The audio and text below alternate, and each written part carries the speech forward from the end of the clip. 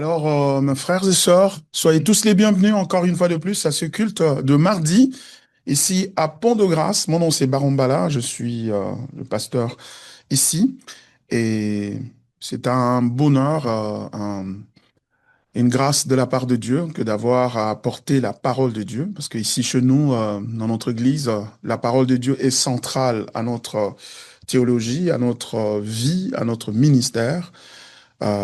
C'est la parole qui détermine tout. Elle est le fondement de notre foi. Elle est euh, la source de notre illumination. Et sans elle, il n'y a pas de vie. Sans elle, il n'y a pas de Christ. Car c'est la parole qui nous permet de comprendre et de connaître qui est Christ. Rappelez-vous, Jésus a dit dans Jean chapitre 17, verset 3, or, la vie éternelle, c'est qu'ils te connaissent, toi, le seul vrai Dieu, et celui que tu as envoyé, à savoir Jésus-Christ. Et ce Dieu-là, nous ne pouvons pas le connaître sans les Écritures. Nous ne pouvons pas le connaître sans sa parole. C'est pourquoi nous sommes dédiés à étudier la parole de Dieu, non pas seulement comme une doctrine, comme une théologie, mais pour nous, étudier la parole de Dieu, c'est un acte d'adoration, c'est un acte de communion avec Dieu. Quand nous étudions la parole de Dieu, nous savons que quand nous ouvrons la Bible, c'est Dieu qui est en train de nous parler, car il a dit ici dans les Écritures que toute Écriture est inspirée de Dieu.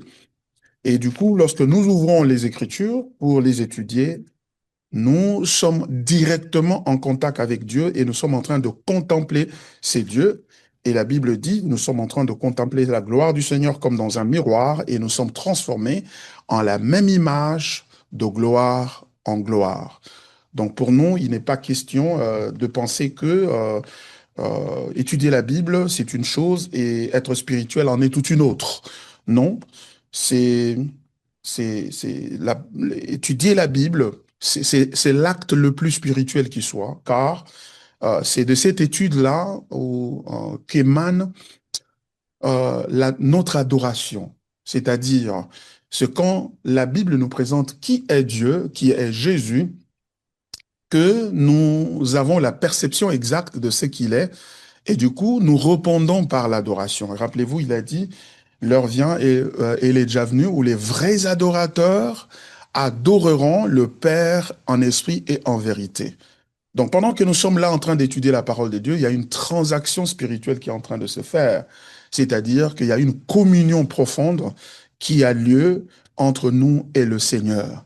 Et cette communion est en train de transformer nos vies. Et ne tombons pas dans le piège de penser, bon, bah, écoutez, nous ne sommes spirituels que quand nous prions.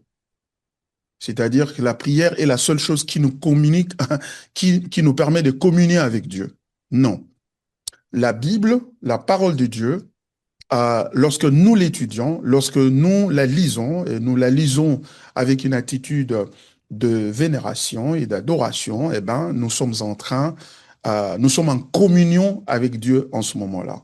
Donc, raison pour laquelle nous prenons le temps, durant la semaine, le mardi, nous nous retrouvons ici et nous parcourons ensemble les Écritures pour les étudier. Et ces Écritures-là laissent de l'empreinte, transforment nos vies. C'est un peu comme si tu rencontrais un ami. Tu rencontres un ami, vous avez une conversation pendant 1 heure. Et sache que cette conversation-là, tout ce que vous allez vous dire pendant 1 heure, va avoir de l'impact profond sur votre manière de penser, votre manière de voir le monde et votre manière de vivre.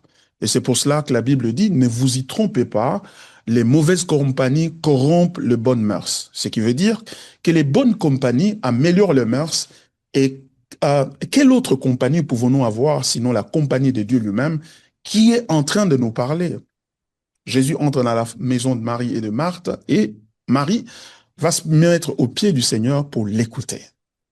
Marthe va s'affairer à beaucoup de choses, etc., préparer la nourriture, et ben, finalement, à un moment donné, il va se plaindre, va dire, maître, tu ne vois pas ma soeur qui est à tes pieds, dis-lui de venir m'aider ici pour que nous puissions, certainement, il vous faites allusion à, à, à, à, à, à la tâche d'apprêter la nourriture pour un visiteur de marque comme celui de la trempe de Jésus, eh ben, Jésus va lui dire, Marthe, Marthe, tu t'as fait pour beaucoup, Marie a choisi la bonne part qui lui sera jamais ôtée. Donc, quand nous sommes là et nous sommes en train de partager la parole de Dieu, bien aimés, nous avons choisi la bonne part. Et cette parole est tellement puissante elle est en train de nous transformer au même moment que nous sommes en train de l'étudier. Voilà l'intérêt de venir chaque mardi ici, être avec nous, ou pour ceux qui sont en ligne, merci d'être là, qui sont connectés sur Zoom, en train de nous suivre. Donc, vous aussi, qui écoutez cette vidéo après les faits, c'est-à-dire sur YouTube, eh ben, vous pouvez aussi chaque mardi vous joindre à nous par le lien Zoom pour pouvoir en suivre l'enseignement. Cela dit, nous retournons à notre sujet que nous sommes en train de développer depuis 2 mois maintenant sur le credo de Chalcédoine. Aujourd'hui, je vais concentrer mon attention sur l'importance du credo dans la vie de foi et aussi dans le ministère. On a commencé à parler de ça la fois dernière, mais l'Esprit de Dieu nous a conduit à répondre un peu à ces défis qui nous avaient été lancés dans la francophonie. Nous n'allons pas y revenir parce que nous avons déjà répondu à cela de façon satisfaisante. Et si vous n'avez pas été là, vous pouvez suivre cette vidéo-là, donc la vidéo numéro 8, qui est sur la toile, sur notre euh, euh, chaîne YouTube, voilà, voulais-je dire. Alors, aujourd'hui, nous allons parler de l'importance de ce credo-là, de ces credos. Vous vous rappelez, le credo de Chalcédoine, c'est un credo, c'est une affirmation de foi, une affirmation qui était coulé par les leaders des églises au travers de tout l'Empire romain dans une ville qu'on appelle la Chalcédoine, qui est aujourd'hui une partie de l'actuelle Turquie. Et cette grande réunion-là, ou ce concile de Chalcédoine, qui a eu lieu dans cette ville de Chalcédoine, a eu lieu, c'était en réponse à une hérésie qui était circulée et initiée par un homme du nom de Eutychès. Et cet homme-là a dit que Jésus n'était pas un homme comme tous les autres. Il avait l'apparence de Dieu, mais au fond, que dis-je, il avait l'apparence d'un homme, mais au fond, il était Dieu, donc il n'était que homme d'apparence. Et à côté de lui, il y avait aussi un autre homme qui s'appelait Nestor, qui lui avait dit que, que Jésus, en fait, était constitué de deux personnes distinctes, la personne humaine et la personne divine. Et du coup, ces deux affirmations-là représentaient des distorsions ou de représenter une mauvaise manière de voir la nature de Jésus-Christ. Car nous savons que Jésus c'est le Fils de Dieu qui est devenu homme. Pierre a dit, tu es le Christ, le Fils de Dieu vivant. Voyez-vous? Donc, tu es le Christ, le Fils du Dieu vivant. Donc, tu es fils de Dieu, tu es Dieu, mais qui est devenu le Christ, c'est-à-dire un homme qui est le libérateur, le oint, le Christ, c'est-à-dire le oint, donc le libérateur. Donc, du coup, il se pose une question, celle de savoir comment alors la nature divine et la nature humaine de Jésus se combinent dans la personne de Jésus-Christ. Certains pourraient se poser la question de savoir, mais qu'est-ce que cela a à voir avec moi? Moi, j'ai des problèmes de loyer, je n'ai pas payé. Moi, j'ai des problèmes de santé, j'ai des problèmes avec mes enfants, je ne me suis pas marié, je cherche à me marier, mais combiner les natures de Jésus-Christ, est-ce que cela importe pour moi? Oui, cela importe. Pourquoi? Pour un certain nombre de raisons. Et nous allons aujourd'hui voir l'importance de cette doctrine-là, ou de la connaissance de cette réalité-là, c'est-à-dire de la combinaison des deux natures de Jésus-Christ en une seule personne, pas en deux personnes, une seule personne, car c'est ça la conclusion à laquelle le concile de Chalcédoine était arrivé. La conclusion était que, bon, lorsqu'ils ont examiné les affirmations de Eutychès et les affirmations de Nestor, à la lumière des Écritures, ils ont constaté que ce n'était pas ce que les Écritures enseignent. Les Écritures enseignent très clairement que Jésus est pleinement Dieu et il est pleinement homme. Les deux natures se combinent en une seule personne, pas deux personnes, de sorte que par moment c'est Jésus qui parle, par autre moment c'est le Christ qui parle, ou à la limite, comme certains ont pensé qu'il était en fait humain et que la divinité est venue habiter en lui à un moment donné. Notamment pour certains, et notamment Nestor, qui affirme que cela est arrivé lors du baptême de Jésus-Christ. Alors, les participants à ce concile-là ont décidé, c'était des évêques, des responsables d'église qui s'étaient agglomérés, qui s'étaient rassemblés pour pouvoir répondre à cette question parce que c'est cette distorsion-là, cette mauvaise doctrine-là, était en train d'attaquer l'évangile à son noyau, c'est-à-dire le fondement même de l'évangile. L'évangile, c'est quoi? C'est la bonne nouvelle selon laquelle ce que nous ne pouvions pas faire pour nous-mêmes, c'est-à-dire payer pour nos péchés et obtenir en réponse le salut, Dieu l'a fait. Comment? En envoyant son Fils, qui est Dieu, qui partage la divinité avec lui et qui a porté la chair humaine et qui est venu dans ce monde ici. Il nous a remplacés, il a pris notre place à la croix et nous avons pris la sienne. Donc par conséquent, s'il n'est pas sa capacité plutôt à nous remplacer, son éligibilité à nous remplacer à la croix dépend de son identification avec nous. C'est-à-dire, puisque les hommes, ce sont eux qui ont péché contre leur créateur, eh ben les hommes doivent payer. C'est juste. C'est pourquoi il s'est fait homme pour prendre la place des hommes pour payer. Alors, s'il n'est pas un homme comme tous les autres hommes, donc il n'est pas qualifié pour pouvoir pécher, payer plutôt pour le péché des hommes. Vous comprenez? Donc, affirmer que Jésus n'est pas humain et qu'il est tout simplement surnaturel, c'est un problème sérieux pour notre évangile. Car si nous n'avons pas accès à l'évangile, c'est-à-dire nous n'avons pas la réconciliation avec Dieu, même si Dieu bénissait notre mariage, même si Dieu bénissait notre carrière professionnelle, il bénissait notre santé, il bénissait, il nous donnait assez d'argent et répondait à tous nos besoins, mais nous finirons par aller en enfer avec toutes ces bénédictions-là. Voyez-vous? Donc c'est pourquoi il est d'abord important de s'assurer de son salut. Parce que sans le salut, eh ben, vous ne pouvez pas vous réconcilier avec Dieu. Le Seigneur a dit dans Matthieu chapitre 6, verset 33, cherchez premièrement le royaume de cieux et sa justice, et le reste vous sera donné par-dessus tout. Donc, certes, vous avez des problèmes, vous avez des difficultés, et vous voulez que Dieu puisse intervenir dans vos difficultés. C'est tout à fait légitime, et Dieu aime faire ça, et il veut faire ça, parce que c'est là attrait ou cela touche à sa nature, à son caractère. C'est un père, il est miséricordieux, il est compatissant, il est plein de bonté. Ah ben, vous savez, il fait tomber sa pluie sur le bon et sur le méchant. Il fait pleuvoir, il fait briller plutôt son soleil sur le bon et sur le méchant. Donc, il peut te donner ces choses-là. Mais Dieu est beaucoup plus amour parce que il réalise que s'il te donne toutes ces choses-là, et que ta relation avec lui n'est pas restaurée et que tu ne le connais pas personnellement, eh bien, à la fin du monde, il te dira, retire-toi de moi car je ne t'ai jamais connu.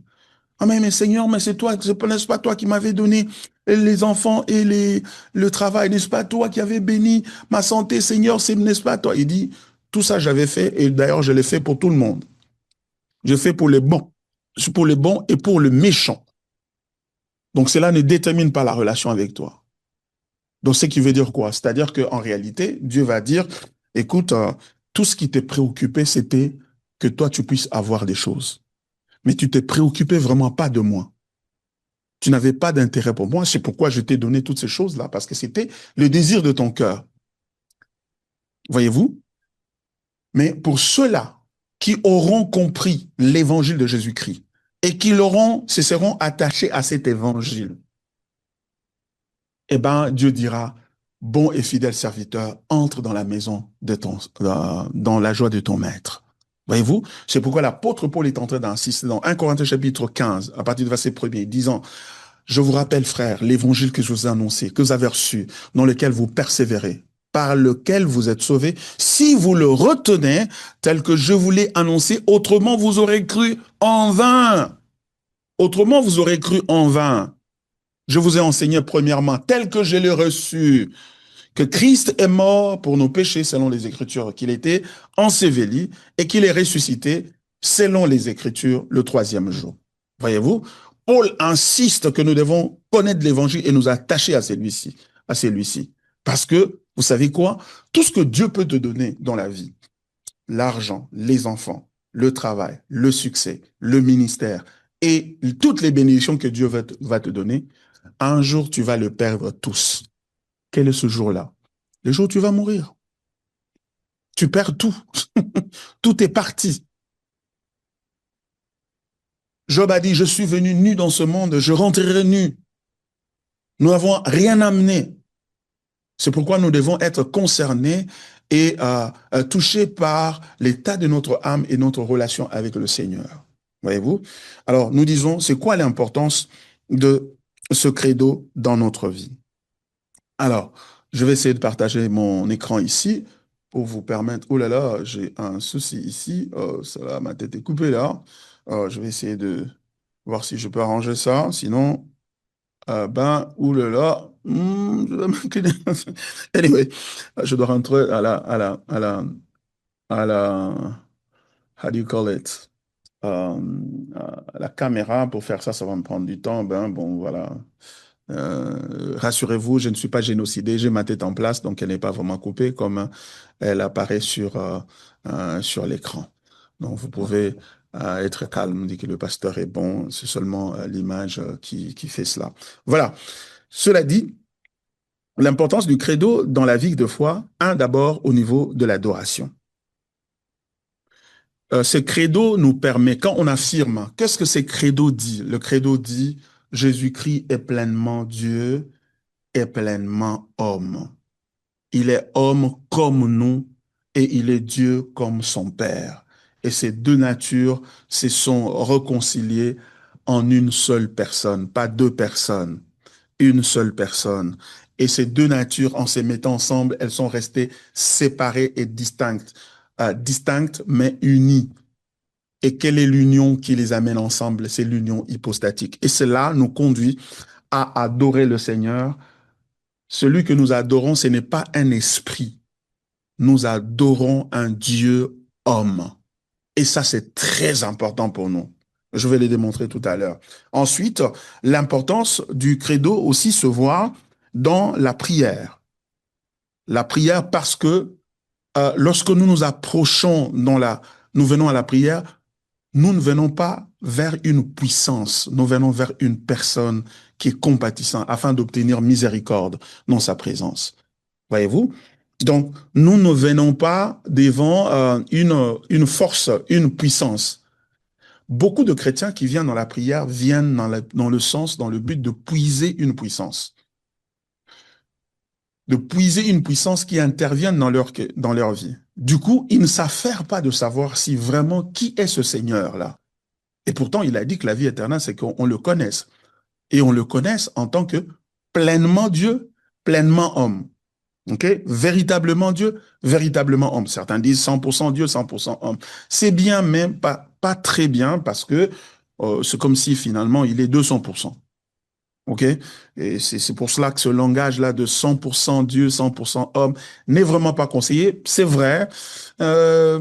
Si vous voulez dire pleinement homme, pleinement Dieu, on vous le concède, mais il est préférable parce que ici nous sommes au temps de la précision, nous avons besoin de la précision et de la profondeur dans la connaissance du Seigneur, parce que les imprécisions ou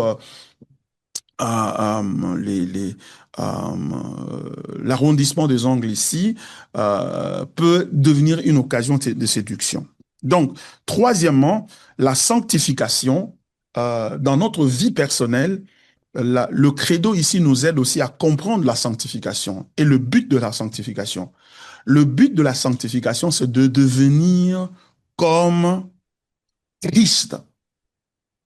Comme Christ. Et ça tue ce qu'on appelle l'antinomisme dans ce que nous entendons dire aujourd'hui, qui s'appelle l'évangile de la grâce extrême.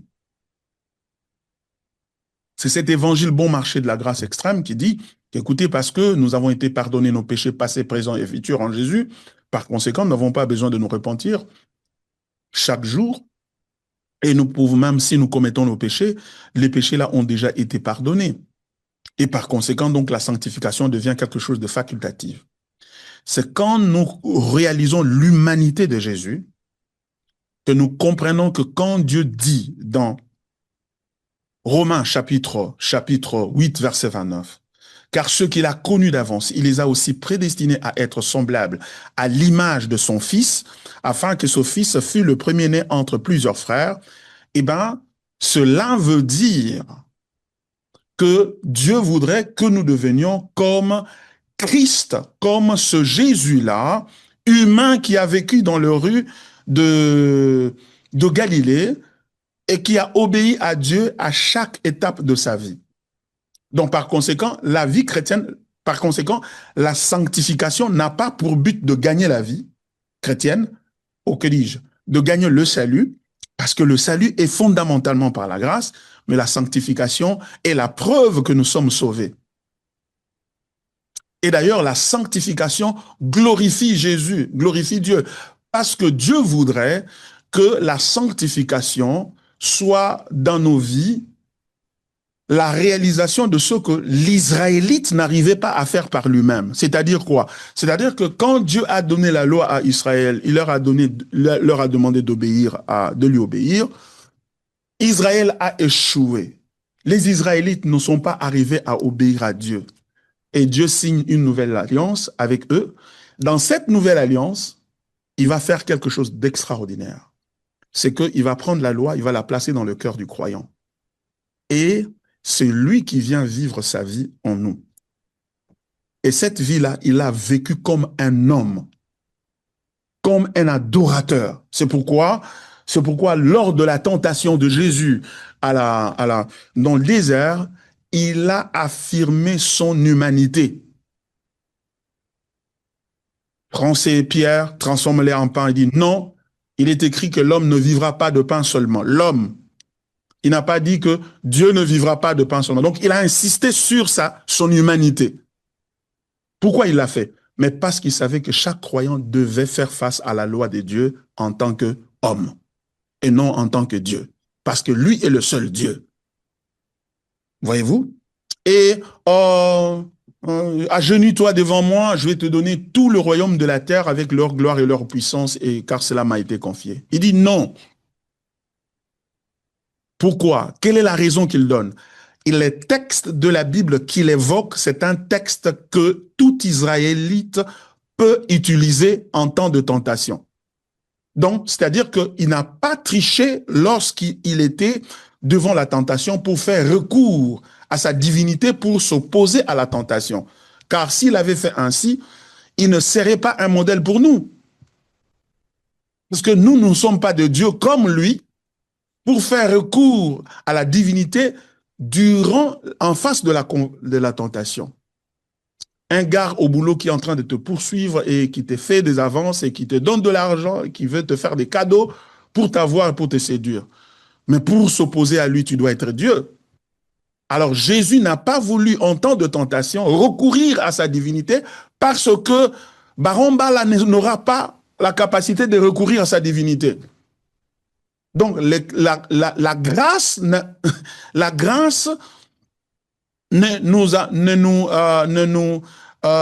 nous empêche pas de pouvoir recourir à l'humanité qui du reste est restaurée en Jésus-Christ pour pouvoir dire non au péché. Au lieu de dire, mais écoutez, nous pouvons pécher parce que, bon, écoutez, nous sommes pendant le temps de la grâce. Et ça, c'est vraiment très important, bien-aimé dans le Seigneur. La base de notre victoire sur le péché, c'est l'humanité de Jésus. Comme il a vaincu, nous allons vaincre. Il a vaincu en tant qu'humain. Voyez-vous? Et ça, ce sont les trois points importants que sur lesquels nous plaçons l'emphase ici pour pouvoir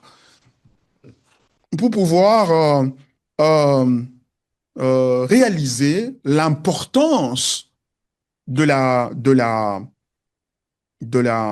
credo de Chalcédoine. Ah mais non, mais pasteur Baron, mais ça sont des choses des théologiens et tout.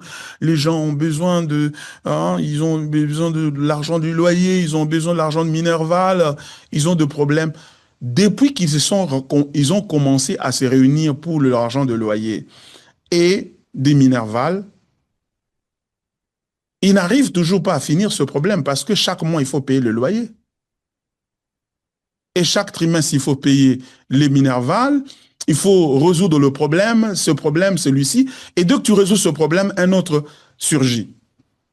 Je vais me marier. Quand tu te maries, je vais avoir un enfant. Quand tu as un enfant, il est malade. Quand il guérit de la maladie, il doit aller à l'école. Et finalement, ta vie devient une distraction et tu n'arrives pas à connaître le Seigneur. Et les diables aiment ça. Et il va susciter des hommes puissants qui guérissent et qui trouvent des solutions à ce problème-là. Et à la fin, tu es confronté à Matthieu chapitre 7, versets 22 à 23. Seigneur, n'avons-nous pas fait beaucoup de miracles par ton nom? N'avons-nous pas prophétisé par ton nom? N'avons-nous pas fait chasser des démons par ton nom? Il leur dit, retirez-vous de moi car je ne vous ai jamais connu. Et ça, c'est le piège de la vie créée, le piège qu'il faudrait éviter. Alors, entrons un peu élément par élément pour voir ça, c'est que ça apporte comme c'est que la Bible en dit, c'est-à-dire l'adoration, la prière et la sanctification. Nous allons entrer un peu en profondeur dans ces trois éléments-là avant de parler de l'application dans le contexte du ministère. D'abord, adorer sans idolâtrie. La combinaison de deux natures de la personne de Jésus en tant qu'homme et Dieu, cette combinaison fait que quand nous adorons Jésus, nous ne commettons pas l'idolâtrie. Parce qu'il est pleinement homme et il est pleinement Dieu. En tant que Dieu, il a le droit de recevoir l'adoration. C'est pourquoi, en fait, quand vous adorez Jésus, vous adorez un homme. Mais le problème, c'est que c'est un homme qui est particulier, qui est unique en son genre. C'est un homme, c'est un Dieu qui est devenu homme. Et par conséquent, il a le droit de recevoir l'adoration. Vous voyez? Donc, quand tu adores le Seigneur, tu dois avoir le cœur net. Et ceci est un problème. Pourquoi? Parce que certaines religions nous attaquent, notamment l'islam. L'islam nous attaque et dit que, écoutez, vous les chrétiens, vous adorez Jésus. On n'adore que Dieu seul. Jésus, nous disons que Jésus est le Fils de Dieu, qu'il est Dieu. Ils disent non, il n'est pas le Fils de Dieu. C'est un prophète, et d'ailleurs le plus grand. Merci pour ce compliment, mais ce n'est pas suffisant. La Bible nous montre qu'il est Fils de Dieu et qu'il est Dieu. Il est de la même nature, de la même substance que Dieu. Si Dieu est en plastique, lui aussi est en plastique. Si Dieu est en métal, lui aussi est en métal. Dieu est en divinité, donc lui aussi est en divinité. Donc il partage la même nature avec Dieu. Et quand nous adorons Jésus, nous adorons véritablement. Dans Jean chapitre 4, verset 24, qu'est-ce qu'il a dit là-bas? Jean chapitre 4, verset 24.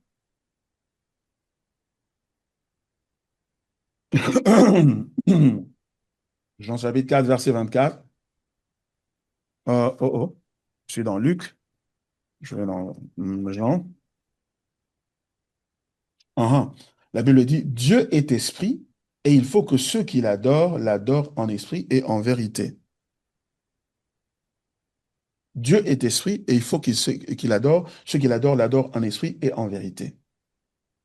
Mais le Dieu qui est esprit, il est à la fois Père, Fils et Saint-Esprit. Il est trinitaire. Rappelez-vous, nous avons parlé du credo de Nicée, qui a défendu la divinité de Jésus-Christ. Et le credo de Chalcédoine ici, dont nous sommes en train de parler, vient défendre l'humanité de Jésus-Christ. Donc, du fait qu'en lui, il y a deux natures qui sont attachées en une seule personne. Cet attachement-là, cette union-là, on l'appelle l'union hypostatique. L'union hypostatique, c'est-à-dire l'union de ces deux natures-là, la nature divine et la nature humaine, en une seule personne. Donc, et c'est pourquoi on a vu, lorsque Thomas, lorsqu'il a entendu parler il a entendu parler de la résurrection de Jésus, il a dit, mais non, vous racontez des balivernes. Moi, je ne peux pas croire en cela jusqu'à ce que je foute mon doigt dans ses plaies. Et là, je serais persuadé que c'est de celui qu'il s'agit. Donc, ce que Thomas voulait, c'était de vérifier l'humanité de celui qui était ressuscité. Parce que Thomas disait, je le connais comme humain, je le connais comme notre maître, comme qu'il est parmi nous. Donc la preuve qu'il est revenu à la vie, je dois toucher à son humanité. Je dois vérifier cela, car ce n'est que cela qui va me permettre d'affirmer qu'il s'agit de lui. Et lorsque Jésus va leur apparaître, c'est-à-dire apparaître aux disciples, et parmi lesquels se trouvait Thomas, et Thomas, le voyant, convaincu qu'il était, c'était de lui, c'était effectivement lui qui leur parlait dans son humanité. Et regardez, écoutez ce qu'il dit dans Jean chapitre 20, verset 28. Jean chapitre 20, verset 28. Thomas s'exclame en ces termes. La Bible dit, Thomas lui répondit. D'abord au verset 27, d'abord Jésus dit, puis il dit à Thomas, avance ici ton doigt et regarde mes mains. Avance aussi ta main et mets-la dans mon côté. Et ne sois pas incrédule, mais crois. Thomas lui répondit, mon Seigneur, mon Dieu. Jésus lui dit, parce que tu m'as vu, tu as cru. Heureux ceux qui n'ont pas vu et qui ont cru. Et remarquez quelque chose que Jésus le blâme pour n'avoir pas cru. Mais Jésus ne lui prive pas l'occasion de vérifier qu'il est humain. Jésus ne lui prive pas cette occasion. Il lui dit d'ailleurs, avance ici, viens mettre ton doigt dans mes plaies ici et dans mon côté, tu vas voir qu'il s'agit de moi. Donc c'est ce que nous sommes en train de faire ici. Donc nous parcourons les Écritures pour vérifier qu'il est humain, qu'il est effectivement humain, non seulement avant qu'il ne vienne non seulement avant qu'il aille à la croix, mais aussi après qu'il soit passé par la mort. Il est humain. Donc finalement, et Thomas s'exclame, mon Seigneur et mon Dieu. Donc Thomas adore l'homme qu'il touche comme Dieu, qu'il confesse. Et au vu de cela, il n'était plus besoin de toucher parce que ses yeux avaient attesté que effectivement c'est lui. Et il l'a adoré. Et remarquez quelque chose, il adore le Seigneur, mais le Seigneur ne dit pas, excusez-moi pour l'appel. Donc, et Jésus n'empêche pas Thomas de l'adorer. Et vous allez voir dans d'autres textes bibliques où un ange, par exemple, qui apparaît, et la personne à qui il apparaît veut l'adorer, il dit non, non, non, non, ne m'adore pas, je suis un serviteur comme toi. Mais Jésus n'a pas empêché Thomas de l'adorer. Dans notre adoration, mes frères, nous ne devons pas adorer Jésus comme un esprit. Nous devons adorer Jésus comme Dieu devenu homme. Du coup, ce qu'il a fait quand il était dans son humanité devra faire l'objet de notre adoration et de notre appréciation. Nous ne devons pas avoir l'idée d'un Jésus qui est seulement spirituel, un esprit. Seigneur, merci, tu es mort sur la croix pour nous, et tu as payé pour nous, et tu as fait ceci, tu as fait cela. Oui. c'est bien de l'adorer de cette manière-là. Mais si en l'adorant de cette manière, nous pensons à lui comme à un esprit sans corps et sans vie humaine, sans réaliser que dans sa fatigue, il a servi, dans sa faim, il a servi, côté de ce puits-là, en Samarie, alors que ses disciples étaient allés chercher de quoi manger, fatigué et enfin, mais il a rendu ministère à une femme qui avait besoin de l'évangile. Et nous devons apprendre à admirer Jésus dans cette humanité-là. Nous devons apprendre à admirer Jésus qui pleure devant la tombe de Lazare, qui verse de larmes et réaliser qu'il est compatissant.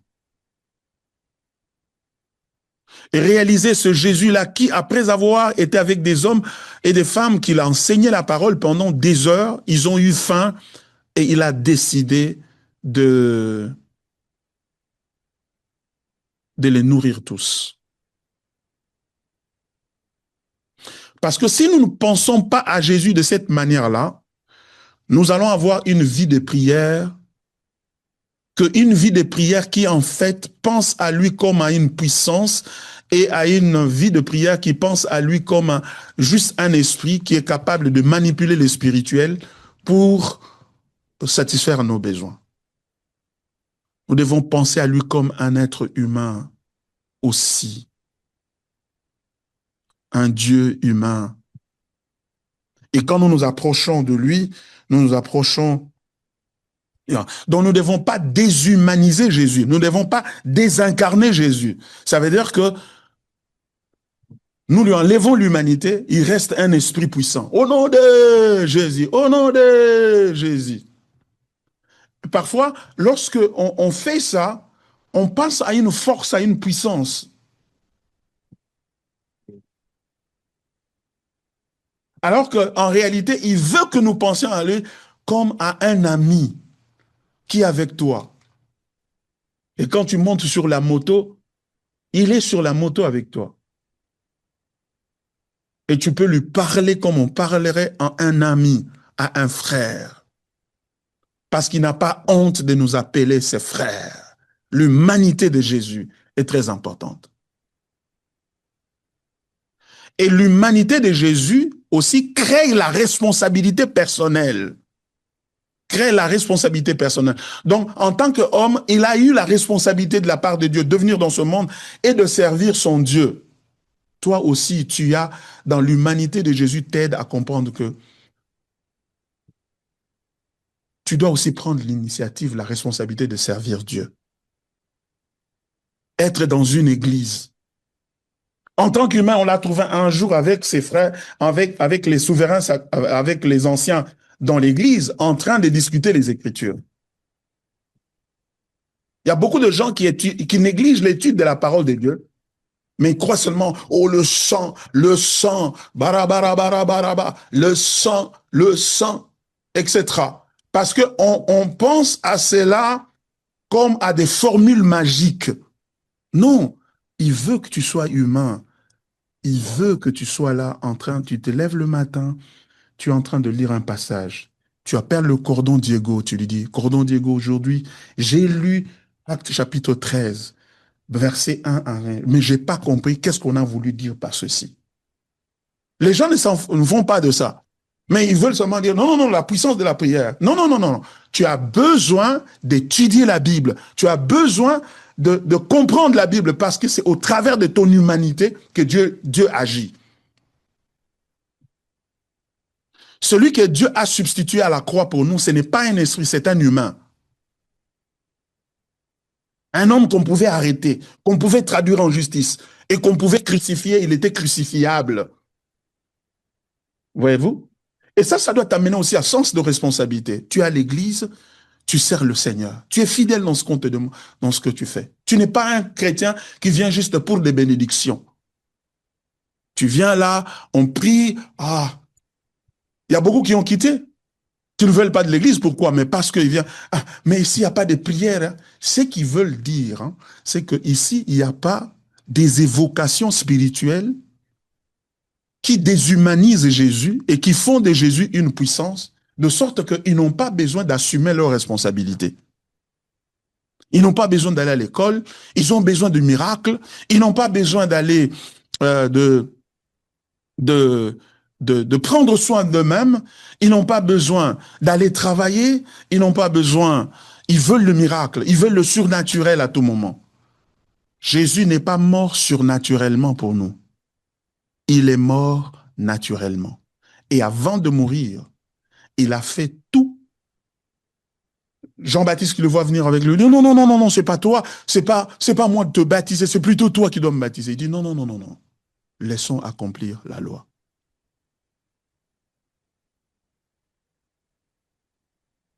Et comment toi tu vis ta vie chrétienne? Tu as une église, tu as un pasteur, et dans l'église, qu'est-ce que tu fais pour Dieu? Tu sers? C'est ce que Jésus ferait. L'humanité de Jésus nous apprend cela.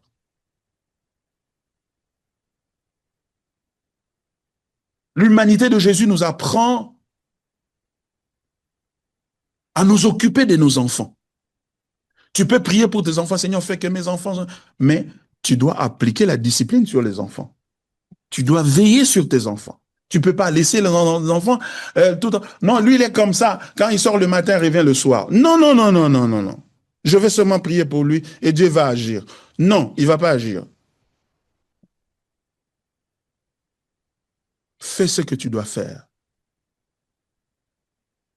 OK? C'est ça. C'est ça, c'est cela. Et quand nous commençons à vivre comme ça, en fait, Dieu aime, Dieu se glorifie dans l'ordinaire de notre vie. Dieu se glorifie dans l'ordinaire de notre vie. Voilà. Nous avons pour notre prière, nous avons accès confiant au trône. La Bible dit dans Hébreux chapitre 4, verset 16, 4, verset 16, approchons-nous donc avec assurance du trône de la grâce afin d'obtenir miséricorde et de trouver grâce pour être secourus dans nos besoins. Vous voyez? Application. Quand la SNEL coupe l'électricité et que vos enfants étudient à la bougie, quand le salaire ne vient pas et que le loyer est dû, vous n'approchez pas un Dieu distant, mais celui qui a connu la pauvreté à Nazareth. Vous n'approchez pas un Dieu distant, qui ne comprend pas ces réalités-là. Il a été pauvre. Et homme de Dieu, il connaît les souffrances du ministère. Le ministère est humiliant, mes amis. Le ministère est dangereux. C'est pourquoi ne prenez pas l'initiative de commencer ça. Parce que vous connaissez quelques versets de la Bible. C'est dangereux. Ça peut détruire votre foyer. Ça peut détruire votre carrière. Ça peut détruire votre network. Il y a des gens qui t'aiment, qui t'apprécient, mais dès que tu es là-dedans, et surtout que tu prêches l'évangile dans la vérité, tu perds des amis. C'est pour cela. Nous devons nous approcher de lui dans la prière avec confiance que le fait que Jésus a souffert dans le ministère, la Bible dit, il a pris l'obéissance par les choses qu'il a souffertes. Ça nous fortifie aussi quand nous venons à la prière. Du coup, nous ne venons pas à la prière, écoutez, ça c'est très important, nous ne venons pas à la prière pour que la prière nous empêche de souffrir. Que la prière enlève la souffrance. Je brise ça, je coupe, j'enlève ça, je mets le feu dessus, j'invoque le sang, je fais ceci. Fais tout ça, mais ce que tu dois endurer, tu vas l'endurer. Pourquoi? Parce que Christ l'a enduré. Et qu'est-ce qui m'encourage? Qu'est-ce qui me encourage, me permet d'endurer ce que j'endure? Parce que nous avons besoin de la prière aussi pour endurer. Et ce qui m'encourage d'endurer, c'est quand je regarde que lui a aussi enduré, il a aussi souffert. Donc par conséquent, il n'était pas lié, il n'était pas possédé, Il n'était pas envoûté, c'est pourquoi il souffrait. Donc ma souffrance et mes temps difficiles, je trouve la force dans la prière parce que je ne vais pas dans la prière pour dire, Seigneur, mets fin à ça. Oui, c'est ce que j'aimerais bien, que le Seigneur mette fin à cette douleur, il mette fin à ceci, à fait cela. Mais Dieu aimerait que nous réalisions que lorsque nous souffrons, nous avons auprès de lui la prière comme un moyen de recevoir de lui la force pour endurer. Pourquoi? Parce que en endurant, nous nous identifions à Jésus qui a aussi enduré. Ainsi, il est écrit, nous n'avons pas seulement reçu la grâce de croire en lui, mais aussi de souffrir avec lui. Voyez-vous? Et ça, c'est très important. C'est très encourageant. Parce que le diable veut que quand tu traverses la souffrance, il veut faire deux choses pour t'avoir. La première chose, il veut te montrer que non, comment Dieu peut tolérer que tu souffres alors que tu es vraiment dans le besoin et que tu es un enfant de Dieu. Et surtout que tu marches dans la sanctification. Tu es pur, tu t'es gardé pur, tu es honnête, tu es sérieux, tu n'es pas comme les autres qui commercialisent le nom de Dieu pour s'enrichir, etc. Et tu n'es pas comme les autres qui vendent leur corps pour avoir de l'argent. Tu n'as pas de boyfriend, tu n'as pas de girlfriend, de copain ou de copine. Mais comment Dieu, malgré tout ça, il te bénit pas? Ça, c'est la première chose. Donc, il veut falsifier ton image de Dieu. Alors, je vais dans la prière. Quand je vais dans la prière m'aide à savoir que je m'approche d'un Seigneur qui lui aussi a souffert. Il me comprend et il peut me soutenir. Deuxièmement, le diable veut faire ceci. S'il trouve que tu continues à croire que Dieu est saint et que Dieu est bon et Dieu est amour malgré ce que tu souffres, eh bien maintenant il va faire ceci. Il va chercher à te culpabiliser. Oui, c'est Dieu est bon, tout est bien, mais le problème c'est toi. Tu as des démons, tu as des esprits, tu as des envoûtements, et tu as des liens. C'est pourquoi ça ne marche pas. Donc, il faut que tu rentres là-bas, prie encore fort. Du coup, il détourne la prière de son objectif, qui est un moyen de grâce, afin d'obtenir grâce dans nos besoins, dans nos difficultés, dans nos moments difficiles. Et quand nous obtenons grâce, nous endurons et le Seigneur résout le problème. Le Seigneur résout le problème. La Bible dit, c'est aussi pour cela qu'il peut sauver parfaitement ceux qui s'approchent de Dieu par lui, étant toujours vivants pour intercéder en leur faveur.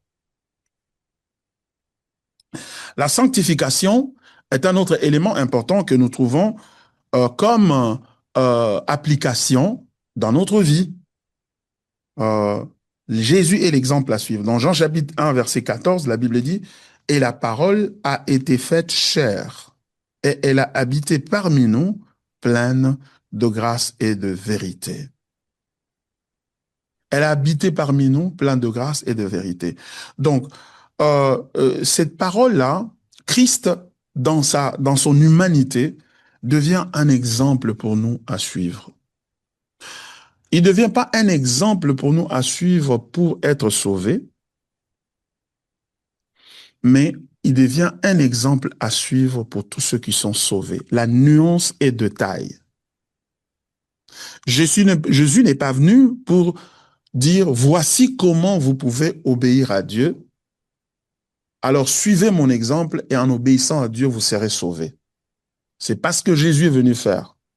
Parce que notre problème, en fait, n'était pas un problème de manque de connaissance ou d'ignorance de la vérité.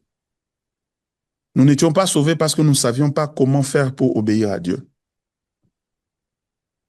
Non, nous n'étions pas sauvés parce que nous étions esclaves du péché et incapables en tant que tels de plaire à Dieu, corrompus irréparablement par le péché et la chair qui nous ont empêchés de pouvoir plaire à Dieu. Alors Jésus vient prendre notre place et quand nous croyons en lui, nous prenons sa place. Et du coup, nous sommes sauvés par la grâce. Mais une fois sauvés, maintenant Jésus vient vivre sa vie en nous. Paul le dit très bien dans Galates chapitre 2, verset 20, il dit, j'ai été crucifié avec Christ, si je vis, ce n'est plus moi qui vis, mais c'est Christ qui vit en moi. Donc Jésus vient vivre sa vie en nous. Et cela contredit l'antinomisme, bien entendu, de la fameuse grâce extrême, la grâce de Singapour. Donc, euh, celui et la transformation est possible à cause de Jésus qui est en nous. Celui qui vient vivre sa vie en nous. Nous devenons comme lui.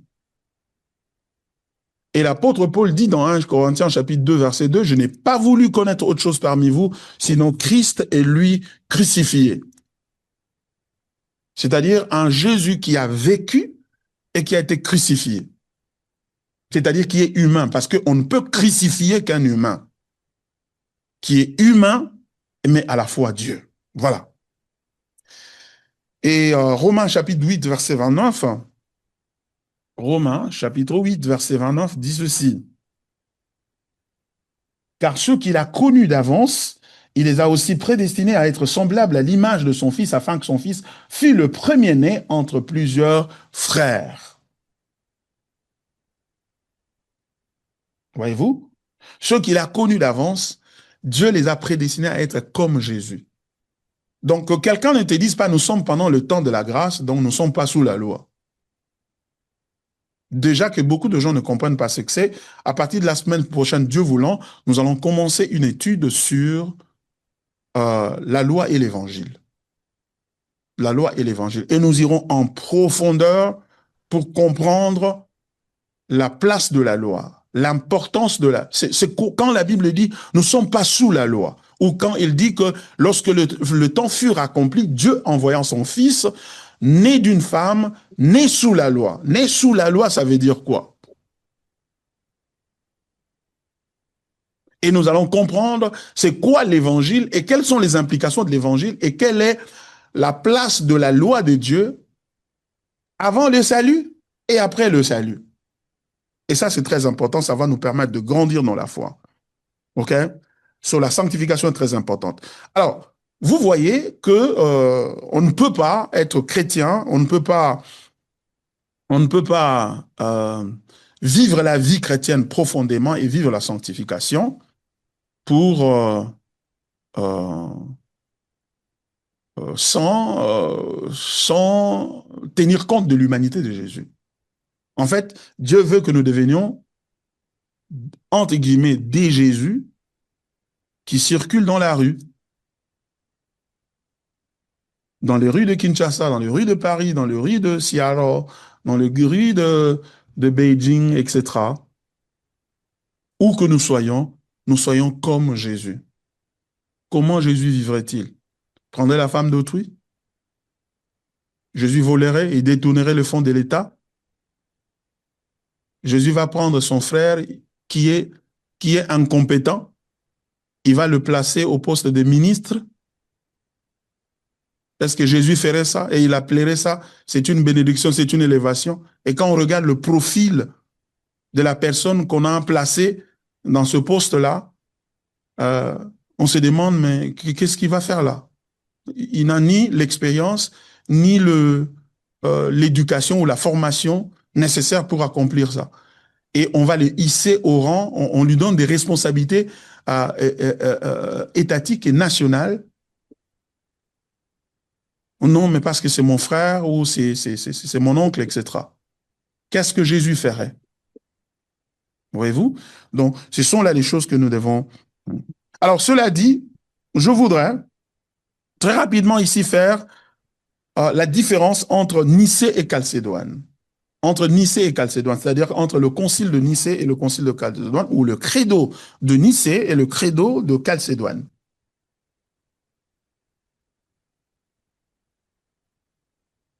Nous avons appris le credo de Nicée, et maintenant nous sommes en train de terminer le credo de Chalcédoine.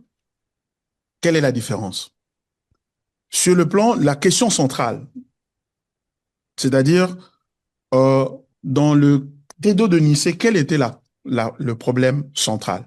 Le problème central, c'était la, la, la divinité de Christ. Christ est-il Dieu? Et dans Chalcédoine, le problème, c'est lequel? Comment Christ est-il Dieu et homme? Donc le problème n'est pas seulement est-ce qu'il est homme? Non. Tout le monde avait vu que c'était un homme. Mais dans Chalcédoine, le problème, c'est que comment il peut être à la fois Dieu et homme? Donc comment on peut combiner les deux à la fois? Parce que tout le monde qui a connu Jésus en ce temps-là, ou bien tout au moins en son temps, il l'a connu comme un homme.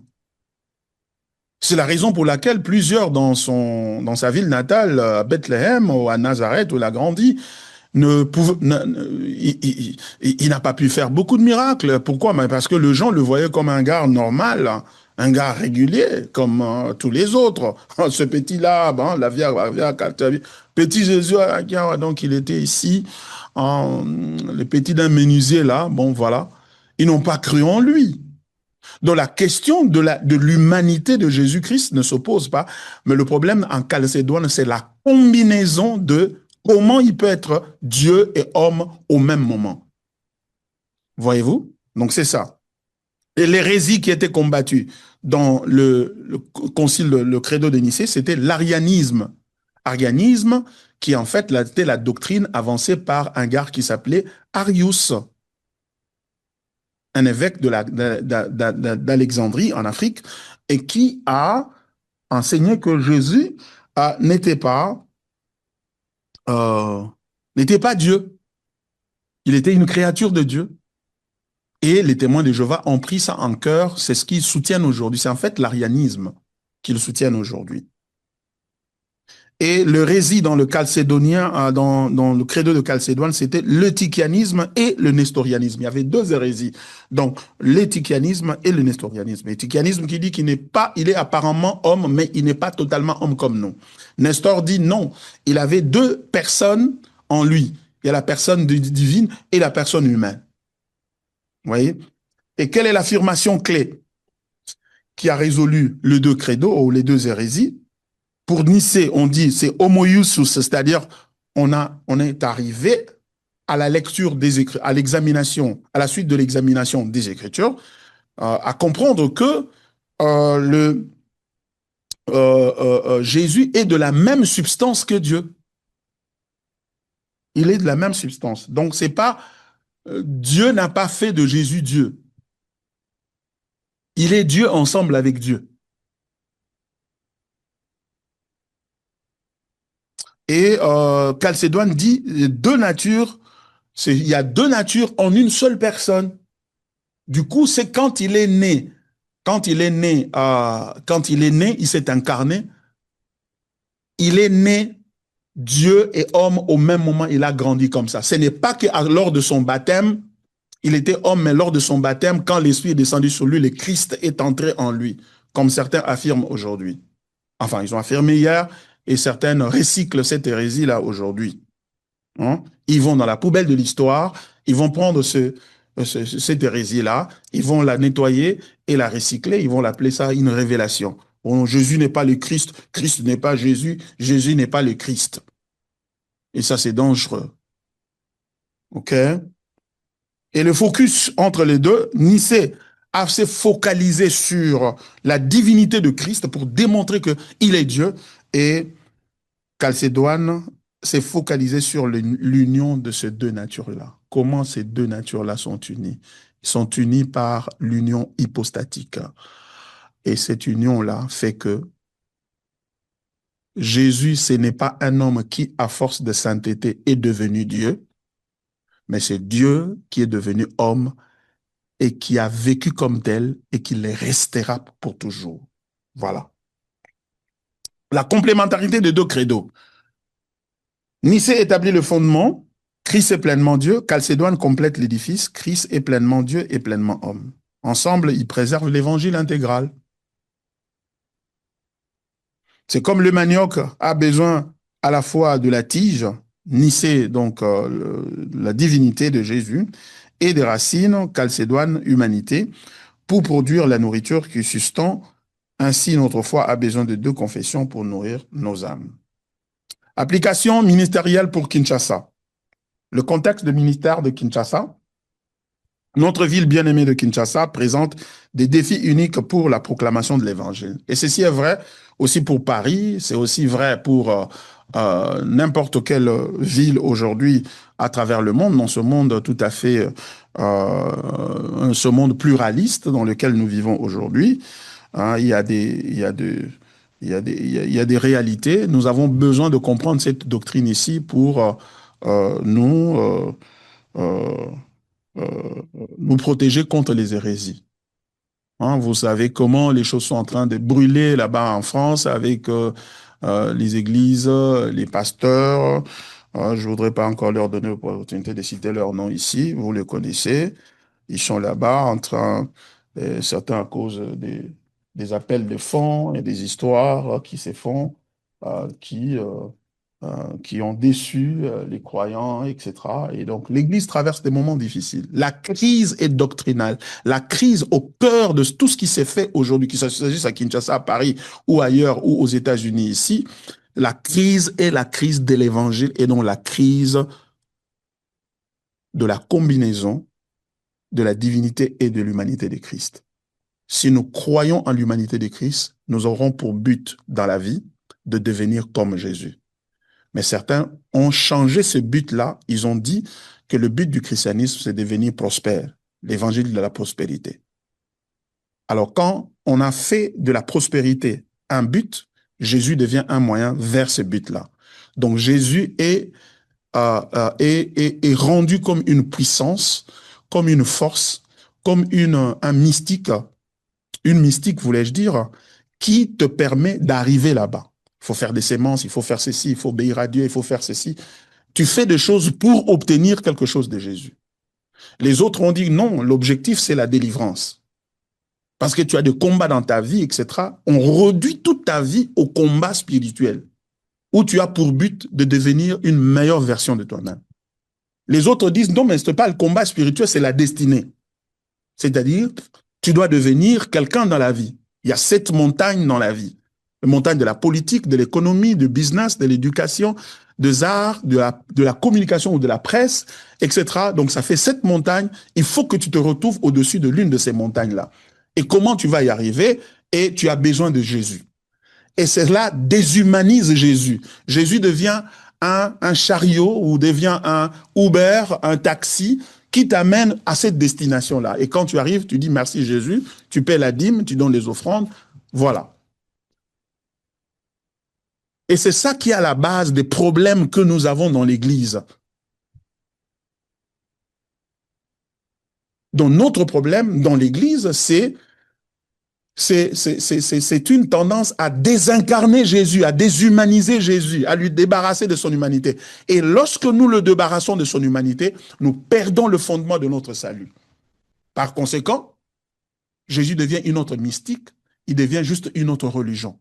Et c'est la religion au nom de Jésus, qui utilise le nom de Jésus, qui utilise la Bible, mais qui n'a pas pour but de devenir comme Jésus. Et d'ailleurs, la plupart des chrétiens haïssent, n'aiment pas Jésus. Et c'est pourquoi ils sont en train de nous poser la question de savoir, mais montre-nous dans la Bible là où il est écrit que nous devons aimer Dieu. Parce que aimer Dieu, c'est de devenir comme Dieu. Parce que aimer Dieu, devenir comme Dieu, c'est devenir comme celui qui, c'est Dieu là qui s'est fait humain. C'est-à-dire quoi? C'est-à-dire le Fils de Dieu qui est devenu humain. Et comment il a vécu? Il a vécu dans l'humilité, dans la simplicité. Il a vécu comment? Il a vécu, il a renoncé à ses droits.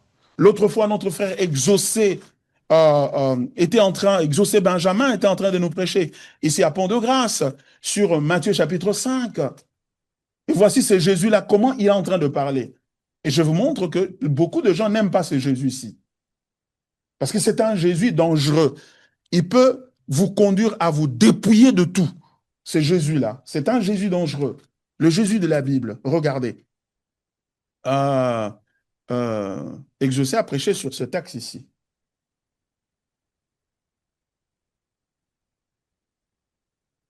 Matthieu chapitre 5 à partir du verset 43. Vous avez appris qu'il a été dit, euh, non, non, il a commencé, je crois, par 38. Voilà, 38. Vous avez appris qu'il a été dit, œil pour œil et dent pour dent. Écoutez ce que Jésus dit. Mais moi qui, Jésus, je vous dis,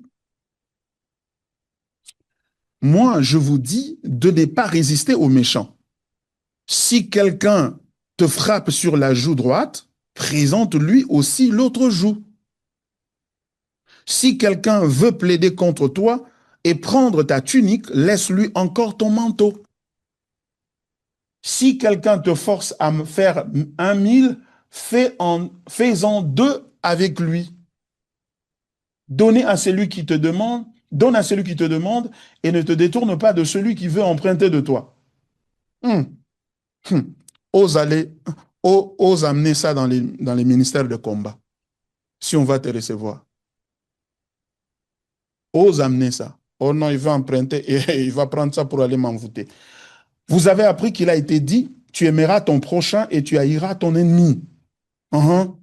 Mais moi, je vous dis, aimez vos ennemis, bénissez ceux qui vous maudissent, faites du bien à ceux qui vous haïssent et priez pour ceux qui vous maltraitent et qui vous persécutent, afin que vous soyez fils de votre Père qui est dans les cieux, car il fait lever son soleil sur les méchants et sur les bons, et il fait pleuvoir sur les justes et sur les injustes. Osez prendre ces textes ici, amener ça dans le combat spirituel. Les gens qui parlent de combat, ils vont te chasser au nom de Jésus. Parce que pour eux, les sorciers, il faut invoquer le feu sur eux. Il faut détruire leurs œuvres. Il faut entrer dans leur camp. Parce qu'ici, tous les gestes comptent. Même les gestes, il faut prendre comme ça, boum, bombarder les gens, etc. Parce que tout cela te permet de pouvoir t'affermer. Et du coup, Jésus, dans le ministère de la délivrance, n'est pas vu comme un homme. Il est vu comme une puissance. Au nom de Jésus, répétez ça 7 fois. Au nom de Jésus, au nom de Jésus, au nom de 7 fois. C'est une formule magique. C'est pas une personne. C'est pas un ami avec qui on marche qui te dit, tu sais quoi, on t'a arraché ça, laisse ça. Tu sais quoi, il t'a insulté, tu n'as pas besoin d'insulter aussi. Non, non, pardonne-lui. C'est un sorcier, je viens de te le montrer dans un songe, c'est un sorcier, mais pardonne-lui et laisse-le partir. Vous voyez? Et ça, on ne veut pas de ça. Pourquoi? Mais parce que le Jésus qui est prêché, c'est un Jésus faiseur des riches, faiseur des il fait, c'est celui qui accorde la délivrance, etc. Voyez-vous? Et nous disons tout simplement que face à cela, ça conduit à ce que nous appelons le syncrétisme.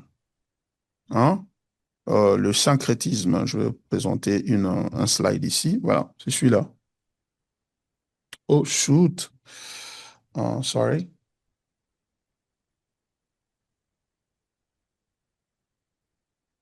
Voilà, c'est parti.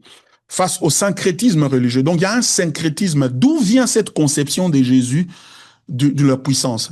C'est une conception qui nous vient de notre religion traditionnelle africaine qui a fait son incursion dans l'Église de Dieu, où on a mélangé les croyances de la religion traditionnelle africaine avec la parole de Dieu. C'est pourquoi la sorcellerie est devenue la thématique centrale de l'Église, où tout ce que nous faisons, c'est envie de nous débarrasser des sorciers. Et c'est devenu tellement courant que même si tu veux insulter quelqu'un dans la rue, il suffit que tu dises, tu es sorcier aux Andokio. Donc, dire sorcier, c'est l'insulte la plus abjecte. C'est-à-dire, si tu veux montrer que quelqu'un est méchant, vraiment méchant, la plus grande méchanceté, il faut dire, c'est un sorcier, Azandoki. Et les détourneurs de fonds publics. Mais il est pire qu'un sorcier, celui-là.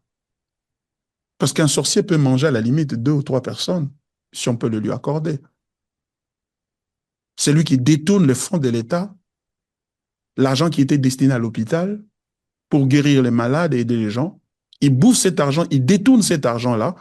Conséquence, des milliers de gens meurent. Il tue plus que la sorcellerie. Le détournement tue plus que la sorcellerie. Le détournement détruit le pays plus que la sorcellerie. Les routes ne sont pas entretenues, c'est pas parce que par la sorcellerie. Oh non, il y a des esprits qui détruisent les routes, etc.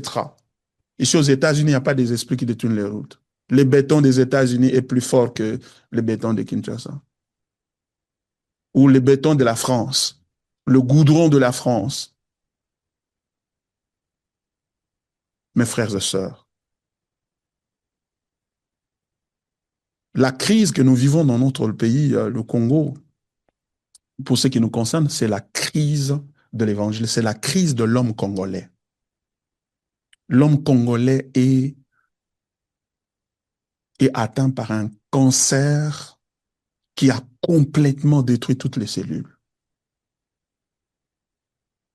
Et nous ne pouvons le restaurer que en prêchant l'évangile d'un Jésus qui est humain, qui est Dieu et qui est humain. C'est-à-dire quoi? C'est-à-dire que quand je commence à voir le prochain, mon frère, comme Jésus, quand je commence à voir l'autre frère, mon voisin, comme Jésus, je veux le servir. Je veux le bénir. Je veux l'assister. Je vais gouverner et gérer les fonds de l'État ou les responsabilités étatiques qui me sont données en sachant que quand je le fais, quand je gère cet argent, je gère ça, je suis en train, le Congolais devient Jésus. Quand le Congolais devient Jésus, je veux le servir. Et c'est ce que Jésus a dit. Il dit, chaque fois que vous remettrez, vous donnerez un verre d'eau à l'un de ces petits, c'est à moi que vous l'avez fait. Chaque fois que vous donnerez de la nourriture ou vous recevrez l'un de ces petits, c'est moi que vous recevrez.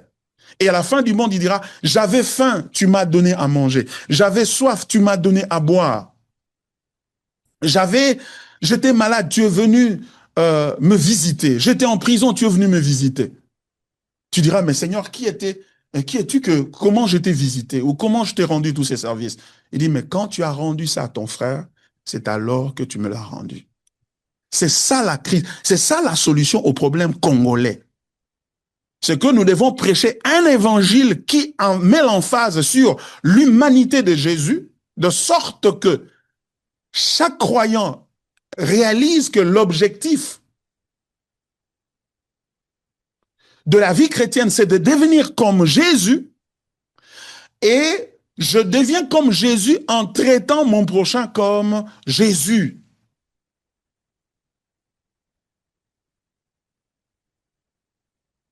Mais dès qu'on te nomme, il y a des nominations qui ont été faites récemment, et bientôt il y en aura encore un gouvernement qui est en gestation. Dès qu'on nomme quelqu'un, toute la famille là se réjouit. Voilà, c'est leur tour de bouffer. Pourquoi? Parce qu'on ne voit pas les autres comme Jésus. On ne voit pas son prochain comme soi-même. C'est la crise qui est profonde dans notre société. Elle ne peut être résolue que par l'évangile. Mais vous réalisez le scandale dans lequel nous vivons. Le scandale, c'est quoi? C'est qu'il y a tellement d'églises et Pont de Grâce s'est ajouté aussi parmi le nombre de ces églises. Et le chef de l'État va dans l'église, les ministres vont dans les églises, les DG vont dans les églises, les juges vont dans les églises. Tout le monde presque, disons-le peut-être comme ça, on va dans les églises. Mais lorsqu'on sort des églises, pourquoi on gère mal? Pourquoi il y a une mauvaise gouvernance? C'est parce que ce que nous apprenons dans l'église, ce n'est plus le christianisme. C'est l'égocentrisme au nom de Jésus. C'est une autre religion. Et cette religion-là doit être changée et transformée. Tant que nous ne changeons pas ça, l'Église ne jouera pas son rôle. C'est ça, c'est ce que nous sommes en train de vouloir dire. Et nous voyons quoi? Nous voyons un Jésus mélangé avec les traditions.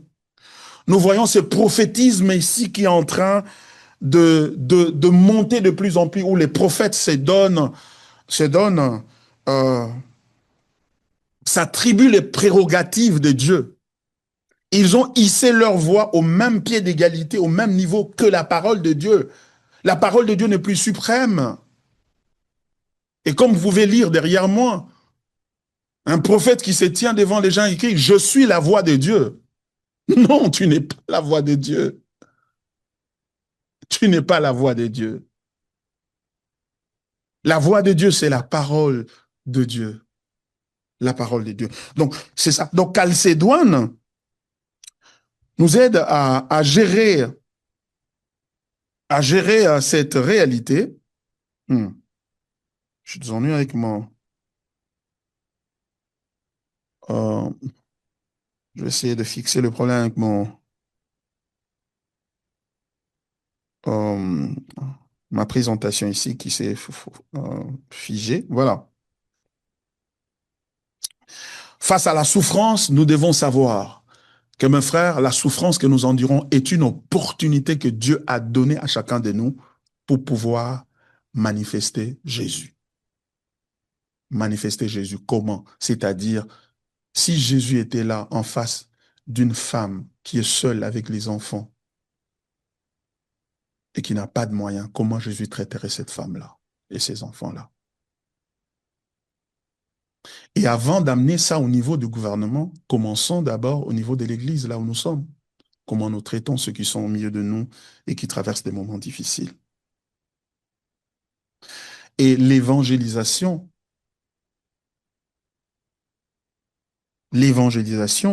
devient donc une activité qui consiste à présenter Christ, le Christ complet. Pas seulement un guérisseur humanité, c'est pas seulement Jésus. Venez ici chez nous, nous sommes le centre de délivrance, le centre de guérison, centre de miracles, centre d'impact de ceci et de cela. L'Église n'est pas un centre de distribution des bénéfices de la rédemption. L'Église est une famille où on reçoit les autres et les frères qui viennent pour vivre à la lumière de celui qui nous a montré l'exemple parfait. À la base du christianisme, il y a l'histoire d'un homme. Il s'appelle Jésus-Christ, qui est venu et qui a porté notre malheur, qui a porté notre péché, qui a porté nos souffrances, et nous devons faire la même chose. La même chose. En conclusion, vivre Chalcédoine au quotidien, c'est témoigner de Jésus. Je proclame le Christ complet de l'Écriture. C'est l'adorer. J'adore le Dieu homme, ni une idole, ni une abstraction. En face de la souffrance, Christ homme comprend, Christ Dieu peut délivrer. En face de la tentation, Christ homme a vaincu et je peux vaincre ensemble avec lui. Prenons cet engagement, bien-aimé, de vivre l'évangile dans sa pureté. Prenons cet engagement de vivre dans la pureté. J'aimerais m'arrêter là. Excusez-moi d'avoir tiré les choses en longueur. Je devais absolument terminer cet enseignement. Vous comprenez donc il y a tellement à dire sur cet enseignement.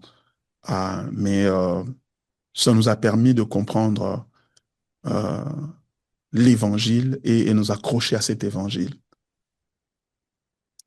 Accrochons-nous à cet évangile, car nous n'avons pas de vie éternelle et nous n'avons pas de joie dans ce monde qui est devenu tellement méchant sans l'évangile, mes frères et sœurs.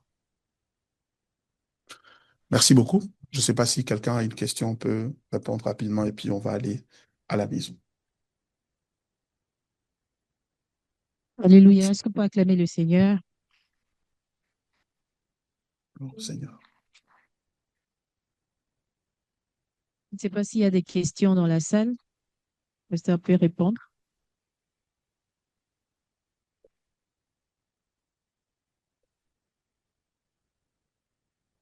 En même temps, je regarde aussi en ligne s'il y a des questions.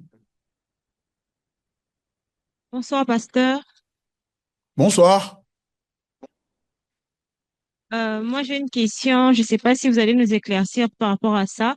Vous avez parlé de Juste la là. prière et vous, oui, Mhm. oui.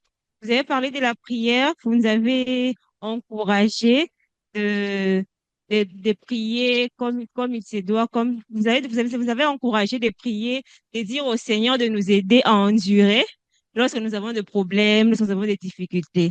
Et j'aimerais Mhm. savoir, est-ce que c'est mal de dire à Dieu de nous faire grâce, de pouvoir s'en sortir de ces problèmes-là face à un souci, face à une circonstance, face à un problème? Est-ce que c'est seulement bien de prier, de dire au Seigneur de tenir ferme dans ces problèmes-là, ou bien nous pouvons orienter notre prière à dire au Seigneur de nous faire grâce, que ces problèmes-là puissent s'arrêter? J'aimerais juste avoir cet éclaircissement. Merci. Une très bonne question, ma sœur Stella. Oui, nous nous approchons du trône de la grâce afin d'obtenir grâce et miséricorde. Donc, nous venons à Dieu pour lui demander aussi la fin de nos souffrances, la fin de nos difficultés. Cependant, Dieu reste souverain dans le sens où c'est lui qui décide à quel moment cela va s'arrêter. Et avant qu'il n'arrête ça, nous avons, euh, nous sommes appelés à endurer cette réalité-là jusqu'à ce qu'il plaise à Dieu en son temps, de pouvoir arrêter la chose. Demander que Dieu puisse arrêter ça, oui, nous devons demander à Dieu. Regardons dans la Bible, vous pensez que les enfants d'Israël qui ont fait 430 ans dans l'esclavage, n'avaient-ils pas demandé à Dieu d'arrêter ça? Certainement. Ils avaient demandé et Dieu a arrêté ça. Mais après 430 ans, il y a des choses que Dieu peut arrêter du coup. Il y a eu un moment où aussi ces mêmes enfants d'Israël sont dans le désert, ils demandent de l'eau. Dieu n'a pas attendu euh, 50 ans, 30 ans pour exaucer ça. Il a dit à Moïse, frappe le rocher, frappe le rocher, et l'eau va jaillir. Du coup, l'eau a jailli. Ils avaient faim, ils n'avaient pas de quoi manger. Ils ont demandé à Dieu, Dieu a donné la manne qui est tombée et qui tombait chaque jour. Voyez-vous? Donc, donc Dieu reste celui qui répond aux besoins et qui exauce les prières quand il le veut et de la manière dont il le veut. Mais nous avons la garantie et la certitude que tout ce que Dieu fait, c'est pour notre bien. Romains chapitre 8, verset 28 dit, toute chose concourt au bien de ceux qui aiment Dieu. Dieu n'est pas un sadique qui prend plaisir à nous voir souffrir, souffrir, et dit, priez encore, allez endurer, allez endurer. Non, c'est pas ce que nous voulons dire. Mais nous voulons dire que Dieu, dans sa souveraineté, peut permettre que certaines choses persistent encore dans notre vie pendant un temps. Ça peut prendre une semaine, ça peut prendre un mois, ça peut prendre une année. Et pendant que tu attends, qu'est-ce que tu fais? Tu endures. Et comment tu endures ça? Et tu pries que Dieu te donne la force et te soutienne. On a vu avec Paul qui a prié, Seigneur, il a demandé 3 fois, il a demandé, enlève cette écharde. Et Dieu n'a pas enlevé l'écharde. Il lui a dit, ma grâce te suffit, car ma puissance s'accomplit dans ta faiblesse.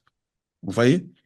Mais Paul a eu aussi des instances où il a été mordu par un serpent et il a secoué sa main. Le serpent est tombé dans le feu, il a été brûlé.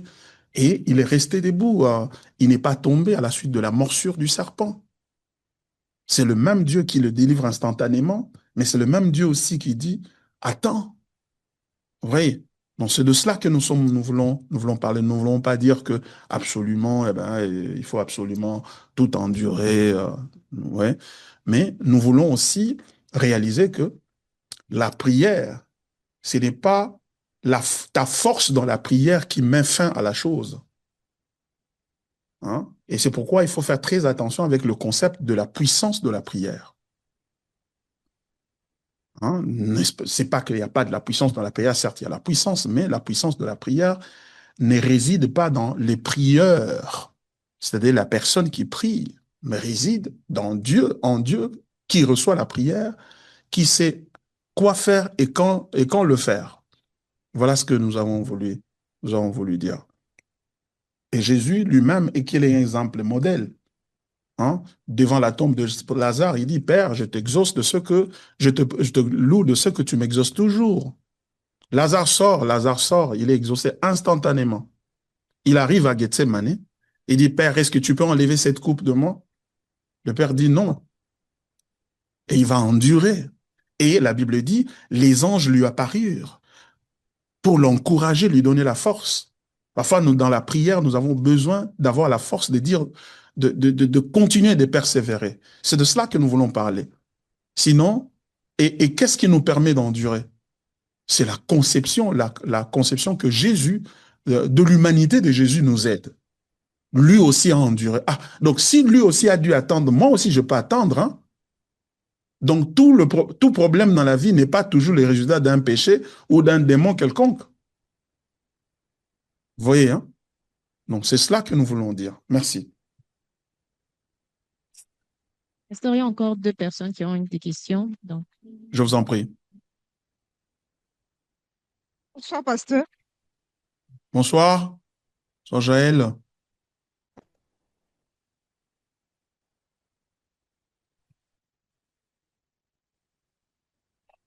J'ai besoin d'un éclaircissement. En vous entendant parler, il dit euh, que ceux qui croient qui prêchent la grâce extrême disent que nous avons été déjà pardonnés pour les péchés qu'on a eu à faire avant, même après, dans nos péchés futurs. Donc, il y a quand même un passage sur lequel il se base, Éphésiens 4:32, qui dit que pardonnez-vous réciproquement comme Dieu nous a pardonné en Christ. Il y a un autre verset, les fêtes de même. Donc, est-ce que sur base de ces passages, parce que souvent il s'appuie sur ces passages-là pour dire que nous avons été déjà pardonnés en Christ, que la confession qu'on fait, la repentance, l'application de ce pardon en Christ dans la vie quotidienne. J'ai besoin un peu d'éclaircissement sur ça. Et j'aimerais revenir aussi sur la question de la prière, en voyant l'image où le Christ parlait de la dame qui oppressait le roi donc, par rapport à sa requête et qui lui demande de faire de même. Bon, je vais chercher le passage à un moment, mais c'était l'idée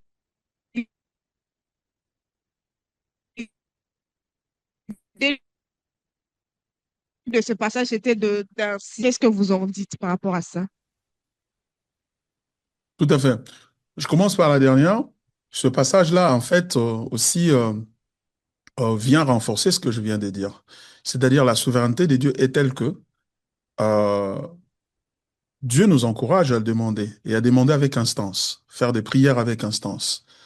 Oui, et il répond à ces prières-là. Et remarquez très bien que la question, c'était un besoin pressant. J'ai reçu la femme qui demandait de rendre justice à, à sa cause. C'était un besoin pressant. Et Dieu répond, Jésus nous donne cette parabole-là pour nous encourager à prier, à demander avec persévérance. Et il répond à ces prières.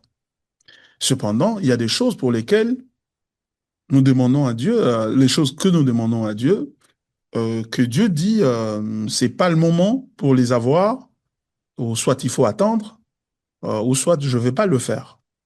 Un peu comme j'ai donné l'exemple de Paul, hein, il a prié, Dieu l'a utilisé puissamment pour faire des miracles extraordinaires. Et d'ailleurs, lui-même, d'ailleurs, dans ce passage-là de 2 Corinthiens chapitre 12, il dit comment Dieu l'a transporté en esprit, lui a fait voir des choses extraordinaires. Mais pour l'empêcher de s'enorgueillir, eh ben, Dieu a placé un ange de Satan. C'est comme ça qu'il dit métaphoriquement. Ça ne veut pas dire qu'il était possédé par un démon pour le souffléter et l'empêcher de s'enorgueillir. Et il a prié pour demander à Dieu de l'en libérer et Dieu a dit, non, ma grâce te suffit. Donc c'est un principe clair. On le voit dans la vie même de Jésus-Christ, notre Seigneur. Il prie, les pains sont multipliés en grand nombre, les poissons en grand nombre. Il prie, les paralytiques marchent. Il arrive à Gethsemane. Il dit, Père, enlève ça. Le Père dit, non, tu dois endurer ça. Donc, c'est cela. Non, et ces passages-là viennent renforcer, en fait, donc le fait que Dieu peut répondre instantanément à la suite de prières. Ça nous encourage à prier. Mais aussi, ça nous encourage à prier même quand Dieu ne répond pas, parce que nous savons que, en fait, Dieu, lorsqu'il ne répond pas à ce que nous demandons, il nous donne la force d'endurer. Donc, de cette façon-là, Dieu répond quand même. Mais il répond d'une manière qui n'est pas celle que nous nous attendions, à laquelle nous nous attendions. Donc, voilà ce que je peux dire là-dessus. La première question, j'ai oublié, c'était comment encore?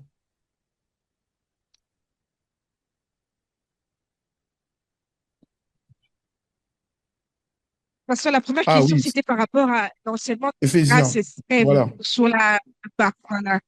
Donc, il s'appuie sur Oui, Éphésiens 4:32, 32, Colossiens ouais, je trois vois. treize pour dire que nous avons été déjà pardonnés en Christ pour les Éphésiens péchés 3:13 avant et aussi. après. Mm. Et 3:13. Et tu as dit Éphésiens 3:13? Éphésiens 4:32, Colossiens 3:13. Ah, Colossiens 3:13. OK. Colossiens Donc, 3:13. dans les Supportez-vous les uns enseignements les de autres. la grâce extrême, l'idée, Ah, c'est OK. que Christ nous a déjà pardonné avant et après. Bon, tous les péchés avant, tous les péchés après. Que lorsque nous nous repentons, c'est juste qu'on bénéficie du pardon qui a été déjà fait. C'est un peu ça Ouais, l'idée. Je voudrais ouais, savoir, tu pourrais j'ai compris la nous question. éclairer Mhm. Right. par rapport à ça. Donc, c'est vrai. Et nous disons avec eux Amen à cela. Nous disons en fait c'est Amen. Donc nous disons oui, il nous a pardonné nos péchés passés, présents et futurs. Nous disons Amen avec eux à cet égard. Et il y a d'autres passages qui disent ça mieux que les passages que vous avez cités là. Euh, mais le problème se trouve à quel niveau? Le problème, c'est que Christ nous a pardonné tous nos péchés afin de venir vivre en nous lui-même pour satisfaire la sainteté de son Père. Donc, Christ nous a pardonné. Tous les péchés que nous avons commis ont été pardonnés en Christ, les péchés passés, présents et futurs. Mais il nous les a pardonnés pour venir lui-même en nous et vivre sa vie en nous. C'est la raison pour laquelle il nous les a pardonnés. Par conséquent, vous ne pouvez pas dire que puisque nos péchés ont été pardonnés, les péchés passés, présents et futurs ont été pardonnés, alors nous pouvons vivre dans le péché. C'est aller à l'encontre du christianisme. Parce que lui dit que je prendrai ma loi, je me la mettrai dans vos cœurs et je ferai en sorte que vous m'obéissiez. Je vous ai déjà pardonné. Mais je prendrai ma loi, je la mettrai dans votre cœur et je ferai en sorte que vous m'obéissiez, que personne ne demande à son voisin et lui dise non, obéis au Seigneur, crains le Seigneur, attention. Non, non. Ils vont tous m'obéir un peu comme qui dirait automatiquement. Pourquoi? Parce que ce ne serait plus eux qui le feront, c'est Dieu qui sera en train de le faire en eux, c'est Christ qui viendra vivre en eux. Et le Saint-Esprit vient pour réaliser cela, réaliser cette sanctification-là. Et c'est là que le problème se pose avec cette implication de ses amis de la grâce extrême. Vous voyez, hein? Donc c'est cela. Donc nous ne disons pas que la sanctification nous sauve. La sanctification témoigne que nous sommes sauvés. Et cette sanctification-là, c'est la sanctification de Jésus. Pourquoi? Parce que c'est lui qui crée ça en nous. Philippiens chapitre 1, verset 12-13. Travaillez avec votre salut avec crainte et tremblement. Verset 13 dit, car c'est Dieu qui produit en vous le vouloir et le faire. C'est la preuve que vous avez été sauvés. Dieu produit en vous le vouloir et le faire. Le faire de quoi? La sanctification. Pourquoi? Parce que ce que Dieu veut, c'est votre sanctification, dit la Bible. Vous voyez, hein, Jaël? C'est un peu ça. Y a-t-il quelqu'un d'autre? Ici, dans le groupe, je ne vois pas de questions. Je vois les saintes montagnes, un peu comme Oui. le livre Powernomics du docteur Anderson terrible. Bah voilà, c'est ça. One of them in South Africa dit I am the facilitator. Qui dit I am the voice of the Lord. Je suis la voix de Dieu, je suis le facilitateur et tout. Donc c'est ça, c'est cette folie que nous avons aujourd'hui quoi dans l'Église. Voilà. Donc il n'y a plus de questions dans la salle, c'est fini? Ok. Merci beaucoup. On va devoir s'arrêter là. Il y a Merci de une l'avoir question, suivi. pasteur. Ah, ok, allez-y. Pasteur, pas- pasteur, j'aimerais un peu avoir des précisions parce que problème à prière n'a l'église monsieur soutient le balba que ce que zo sambela ifina kusala. Il se base beaucoup plus na écriture il y a Juge chapitre 11 verset 30. Et ça qui prière na Jephthé avant qu'il ne bitumba sala qui prière modèle wana. Maintenant, Mhm. nous de notre part, qu'est-ce que nous allons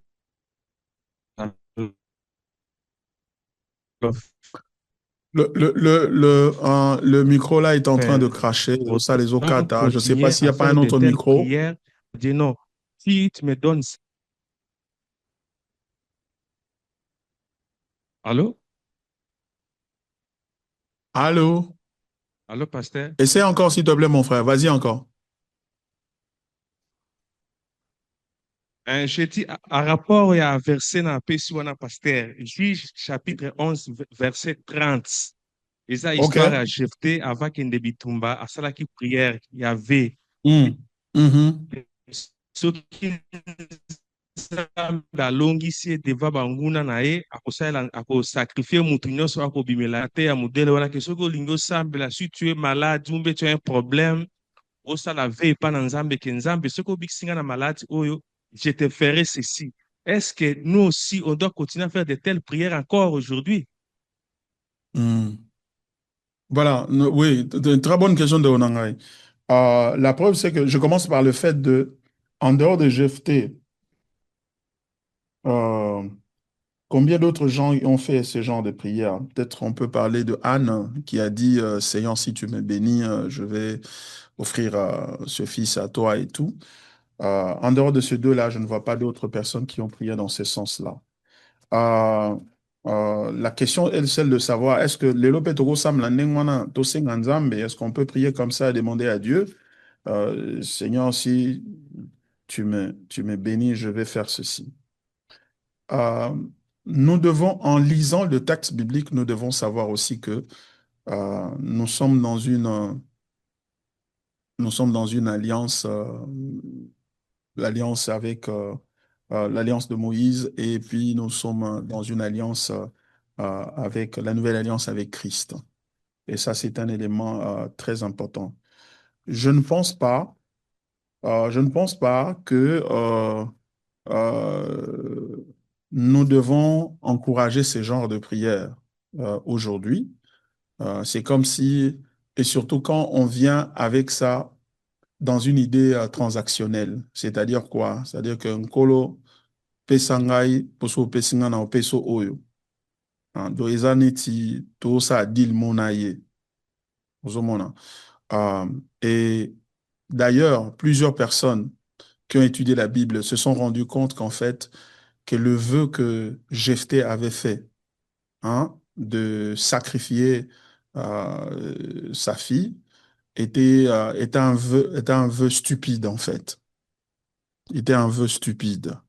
Pourquoi? Parce que il n'avait pas besoin d'offrir sa sœur, de faire un tel vœu pour que Dieu puisse l'exaucer.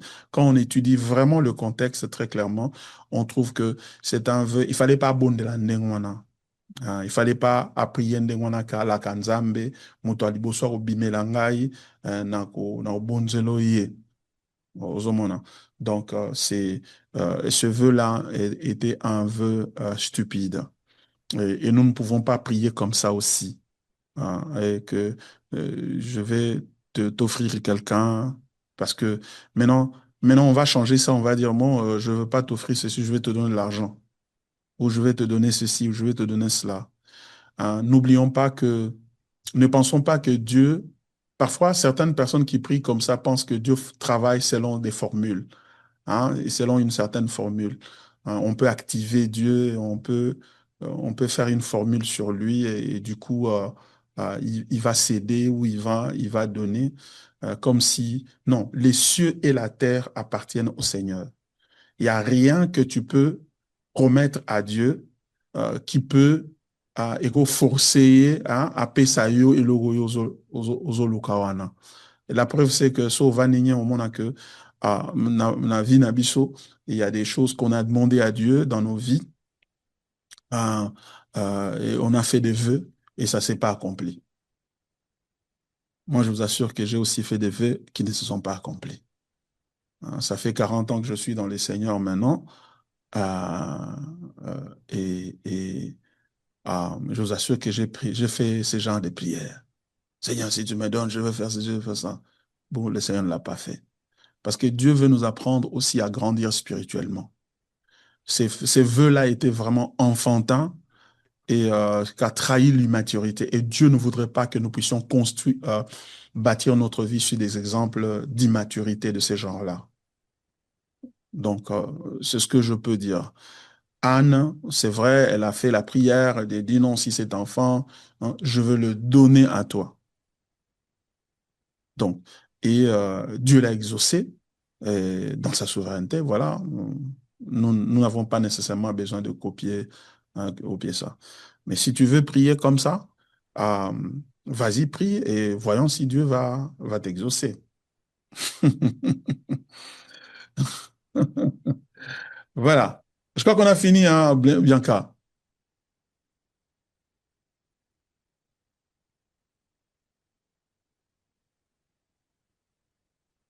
Oh, oh. Ah, ok.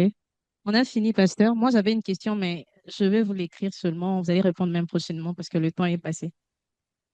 Ah, Bianca, donne-moi seulement la question, non? À moins qu'elle soit personnelle. Ok. Non, pas du tout. Ça concerne effectivement l'enseignement. Oui. J'allais juste poser la question sur les catholiques. Lorsque les catholiques Mhm. considèrent Marie en tant que mère de Jésus, donc ils considèrent Marie en tant que mère de Jésus homme, donc en sa qualité humaine de Jésus Mhm. homme. Qu'est-ce que vous en Mhm. dites? Parce qu'aujourd'hui, eux, ils élèvent Marie vraiment en tant que la mère de Jésus qui s'est donnée en tant que Jésus-Christ qui est homme. Alors, qu'est-ce Mhm. qu'on peut penser de tout cela? Oui, c'est vrai, oui. Il est un fait, Jésus, Marie est la mère de Jésus, homme. Donc, Marie est la mère de Jésus et ça, c'est un fait. Et l'Église n'a jamais nié ce fait-là. Et l'Église a toujours honoré Marie comme telle, comme la mère de Jésus. Mais quant à faire de Marie l'intercesseuse entre nous et Dieu, eh ben, ça pose problème. Pourquoi? Parce que la Bible dit qu'il y a un seul intermédiaire entre Dieu et les hommes, Jésus-Christ, homme. Voyez-vous? Donc maintenant, quand on veut faire de Jésus, on veut faire de Marie un intermédiaire entre nous et Jésus au point, avant d'aller à Jésus, il faut passer par Marie pour prier et qu'elle prie pour nous. La Bible, Jésus lui-même n'a pas attribué une telle fonction à Marie dans toutes les Écritures. Et les apôtres qui ont servi avec Marie, la mère de Jésus, étaient ensemble avec eux. Ne sont pas allés voir Marie et dire, Marie, prie pour nous pour que Marie, elle était un fidèle, un croyant, une croyante, au même titre que les autres. Donc, elle n'avait pas été dans la vie des apôtres, dans la vie de l'Église, utilisée comme une intercesseuse. Par contre, elle priait comme tout le monde. Et de surcroît, lorsque les gens meurent, la Bible dit, il est réservé aux hommes de mourir une seule fois, après quoi vient le jugement. Paul dit, je voudrais pas que vous soyez dans l'ignorance au sujet de ceux qui dorment. Marie dort, elle n'est pas active spirituellement pour que nous puissions lui apporter des prières ou lui adresser des demandes d'intercession auprès de Jésus. Jésus homme. Et nous ne pouvons pas aussi aller à Marie. Pourquoi? Parce que Jésus homme est vivant. Jésus, homme, est vivant. Nous allons directement à lui parce qu'il est vivant. Il est revenu à la vie 3 jours après sa mort et il est allé à la droite du Père. Il est assis là-bas. La Bible nous le présente comme l'intercesseur attitré, notre avocat. Et donc, nous allons directement à Christ, homme. Donc, nous ne passons pas par Marie. Donc, c'est pour cela que nous n'approuvons pas cette doctrine mariale soutenue par les catholiques. Voilà.